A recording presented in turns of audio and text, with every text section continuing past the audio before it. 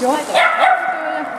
Kun olin käynyt kävelyt tästä ja sitten mä kävin seuraavan kerran hakeessa, niin sama juttu. Ihan kolmijalkainen autosta. Se oli ihan sitten pari askelta, niin se askeli ollenkaan. Joo. Sitten sitä pyöriteltiin, no sitten se rupesi niinku taas kävelemään ja enhän mä sitten kavonnut peilata. Niin. Samalta. No niin. Ja nyt se kävi ostopatit, niin sillä oli sama juttu, se oli selässä täällä. Joo. Ja tässä kohtaa ei missään jaloissa mitään.